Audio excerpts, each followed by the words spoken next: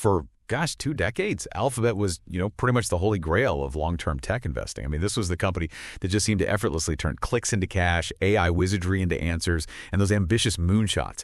They became shareholder love letters. It felt, well, practically invincible. But here we are, mid-2025, and there's this uncomfortable question sort of creeping around investor circles, like a bad smell you can't quite place. What if fortunes could actually be lost with Alphabet? And look, we're not talking about a slight earnings miss or, a temporary dip. Tony Hicks, in his July 20th article, Alphabet, Fortunes Could Be Lost, suggests something deeper, right, more structural, more unsettling. He calls it the kind of rot that doesn't really show up until the beams start to buckle. It's not just a tough quarter. It's framed as this identity crisis, wrapped in antitrust lawsuits, served on a platter of, frankly, existential AI dilemmas, and all while, this is the weird part, getting eaten alive by its own creations. So our mission today in this deep dive is to unpack exactly that using Tony Hicks's insights as our main guide. Let's just dive right in, starting with what Tony Hicks flags as maybe the biggest elephant in the room. We're calling it A is for AI cannibalization, Michael. He lays out this really interesting paradox. Alphabet, through DeepMind and Google Brain, now basically Gemini trained some of the smartest AI on the planet. But then, the argument goes, they kind of handed it the keys to the kingdom. So what's the core of this AI cannibalization idea? How does he say it works? Well, what's fascinating here and quite concerning from their perspective is how search queries are changing. For years, they made money off clicks. You searched, you clicked a blue link, maybe an ad, boom, revenue. Now, increasingly, these powerful AI models like Gemini, they just give you the answer directly. A nice, neat summary so you get your info and you leave 0 clicks. 0 ad views often. The article uses this great analogy. It's like a customer walking into a grocery store, gobbling down all the free samples on the sample tray, and then just walking right back out without buying a single thing. So this amazing AI they built, it's almost becoming like a parasite inside Alphabet's gut, basically chewing away at that crucial revenue lining. And the big problem, as Tony Hicks really hammers home, is that nobody, not even Google, has quite figured out how to reliably make money from these AI answers yet. I mean, how do you monetize these summaries without completely destroying the traditional search ad business that's been their golden goose for so long? He says it's like juggling chainsaws while blindfolded. It's incredibly tricky. That's a powerful image, the parasite. But playing devil's advocate for a second, couldn't you argue these 0-click answers are maybe building, long-term loyalty? Or perhaps the monetization models are just young? They just haven't caught up yet, but they will? Is Hicks maybe being a bit too pessimistic about the future potential here? That's a fair point. And look, the article doesn't deny the long-term power of AI. That's undeniable. But the immediate issue, the now problem, is that the existing business model, the one built entirely on clicks and ads, is being actively disrupted today. So sure, new models might emerge eventually. But the current reality, it's a direct hit to their main cash flow engine. It becomes this race against time, doesn't it? Where the tech is outpacing the strategy to make money from it. The suggestion isn't that it's just a small bump, but potentially a fundamental shift needing a fundamental rethink of how they generate revenue. Okay, so AI is potentially eating away at the core business. But Hicks also points inward, right, to another challenge. This one's less about cutting-edge tech and more about, well, the company itself, its sheer size, its complexity. B is for bureaucracy, basically. Yeah. What's the argument there? How does he describe Alphabet's internal state? Yeah, it's quite a shift in perception he paints. Google used to be seen as, the cool kid in Silicon Valley. Agile, innovative, fast-moving. Now the article suggests it's got all the agility of his phrase is, a 3-legged sloth in molasses. You hear about excessive layers of management, product teams that seem totally disconnected from each other, and this kind of pervasive lack of a clear, unified direction.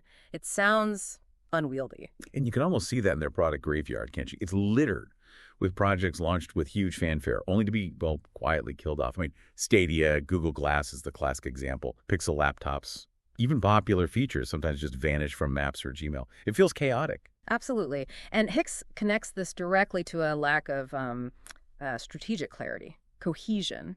He describes the result quite vividly as a Frankenstein of projects, platforms, and profit centers stitched together by legacy code and hubris. Ouch. And this bureaucracy, it's not just an internal headache. It apparently hurts them externally, too. They're losing the war for talent. Top AI researchers, the very people you'd think Alphabet would want to keep, are apparently leaving. They're going to competitors like OpenAI, Anthropic, even Meta. It's starting to draw comparisons, as the source puts it, to IBM. Still powerful, still huge, but maybe no longer inspiring. That IBM comparison really lands hard. It makes you think about what made Google feel so different, so groundbreaking in the first place. Does the article offer any hints about reversing this trend? Or is it mostly serving as a cautionary tale about how even innovative giants can sort of calcify?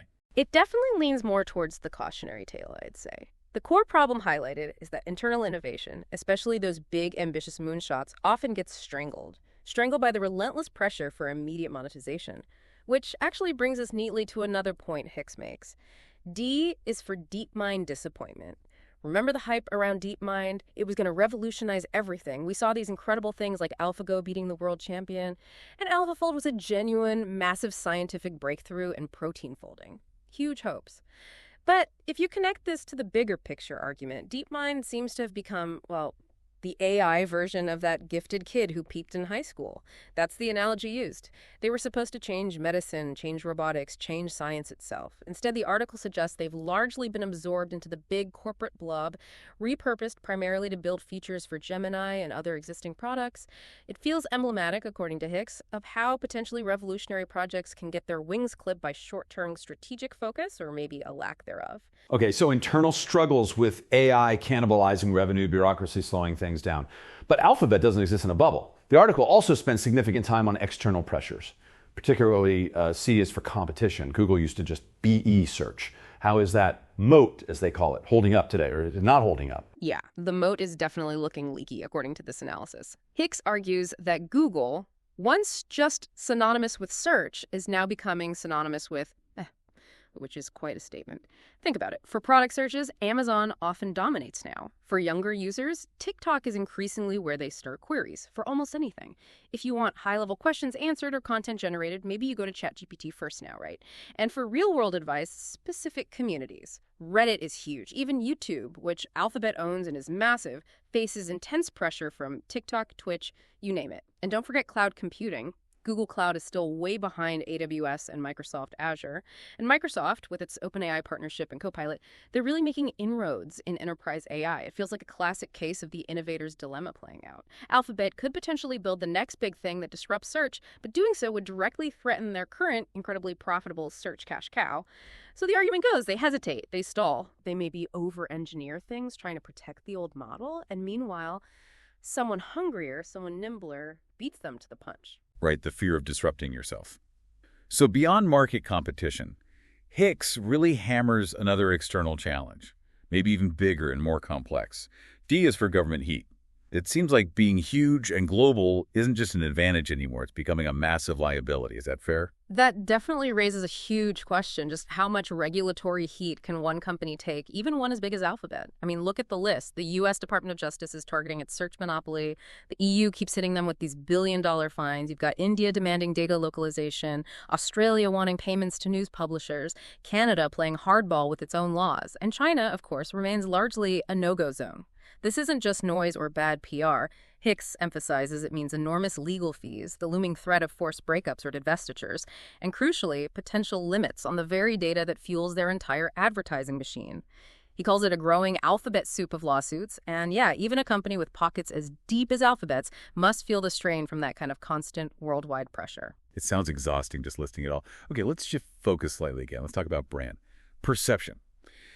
The article brings up E is for ethics theater. It kind of contrasts the cheerful rainbow logo with what it calls a nasty track record, citing things like the mass firings of AI ethics researchers a while back, employee walkouts, or maybe the less visible stuff, like how YouTube's recommendation engine can quietly monetize misinformation. What's the take here? Yeah, the article frames this quite cynically, suggesting it's often more about PR and damage control than deep-seated ethical conviction. There's a pretty short metaphor used.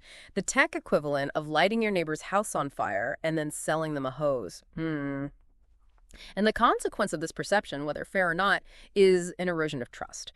Users become more skeptical, regulators get more interested, and Alphabet, the argument goes, loses whatever moral authority it might have once claimed. It's not just about market share, it's about credibility, fundamental credibility. And it feels like that loss of trust ties into another point. H is for hype deflation. It wasn't that long ago, really, that a big Google announcement would make the tech world, drool.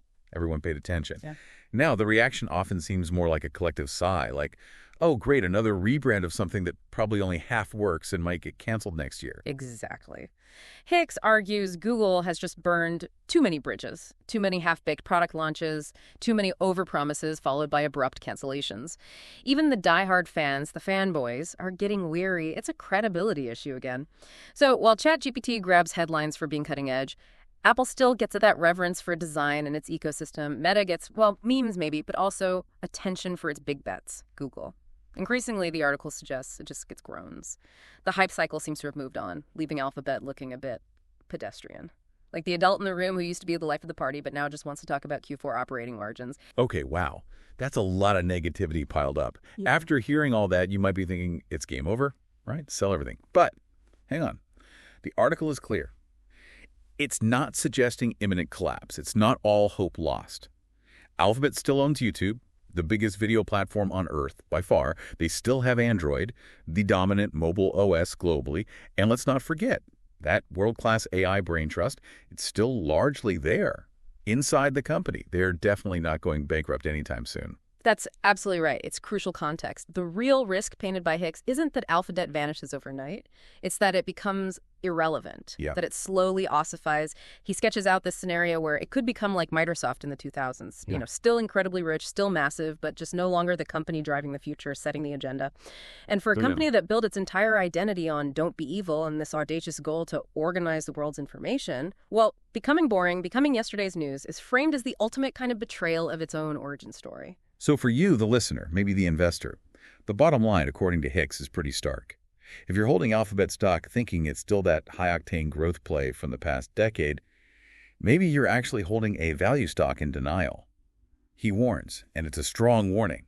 Fortunes can be lost here, not just dollars, time, faith, conviction. Precisely. The argument is that the next decade in tech, it's going to be won by companies that can move fast, that aren't afraid to break things, break molds, and crucially, build real trust. And based on this analysis we've just unpacked, Alphabet seems to be moving slow, mostly patching holes in its existing structures, and maybe coasting on the fumes of past glory. And as they say, you can't coast uphill. The future looks like a pretty steep climb. So let's leave you with this thought. Considering everything we've unpacked today about Alphabet, based on Tony Hicks's perspective, what fundamental shifts do you see happening right now in how information is accessed, how it's monetized?